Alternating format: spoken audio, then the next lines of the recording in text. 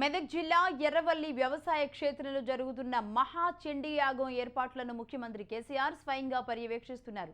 ఈ నెల 23 నుంచి 27 వరకు జరిగే యాగానికి ప్రముఖులను కేసీఆర్ స్వయంగా పిలుస్తున్నారు. రెండు రాష్ట్రాల్లోని ముఖ్య నేతల్ని కూడా రావాలని ఆయన ఆహ్వానిస్తూ ఉన్నారు. నిన్న చంద్రబాబును ఆహ్వానించిన ఆయన ఇవాళ జగన్కు ఆహ్వాన పత్రిక అందించనున్నారు. దీనికి సంబంధించి మా బ్యూరో చీఫ్ వెంకటరాజు మరిన్ని వివరాలు అందిస్తారు.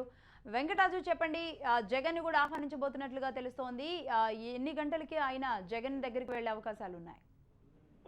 లక్ష్మి, ఈ రోజు ముఖ్యమంత్రి జగన్ కలిసి ఈ చండీ యాగానికి ఆహ్వానించేందుకు ఆహ్వాన పత్రికతో వెళ్లే అవకాశం ఉంది. అయితే ఏ సమయంలో దాని మీద ఇంతవరకు అధికారికంగా ఖచ్చితమైన సమయం లేదు, కానీ ఈ సాయంత్రంలోగా ఆయన జగన్ ను కలిసి ఈ ఆహ్వాన పత్రిక అందించే అవకాశం కనబడుతుంది.